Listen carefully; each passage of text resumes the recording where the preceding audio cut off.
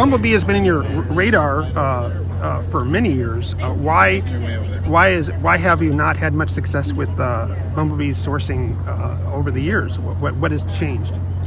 It's a good question. You know, I would say that Bumblebee has invested more in PR than they have in solutions. And so our goal at this point is really just to show them that it's in their own interest to actually become the company that they represent themselves as. And that, you know, the way they've been operating exposes themselves to enormous risk. I mean, the way that they're operating now, it's as if they don't take responsibility for what happens in their supply chain. And in the tuna supply chain, the kind of fisheries that they're sourcing from, we have widespread problems with forced labor and human trafficking, modern slavery, as well as shark finning and all sorts of environmental problems. And more of those, it's hard to get away with that for very long. Yeah. And so people are expecting more from the companies that they buy from. Right. And so it may be that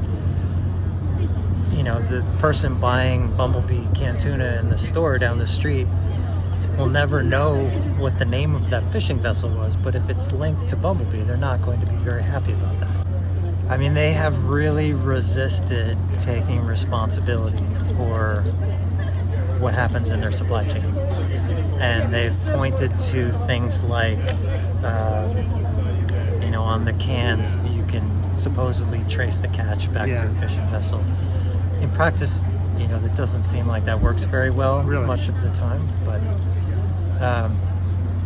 it's felt like they've used things like that as a kind of a shield.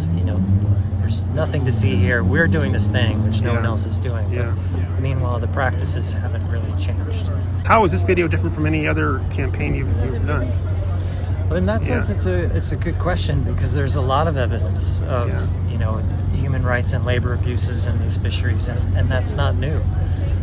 What this film does is show, for the first time, people talking in their own voice about their own experience on these fishing vessels.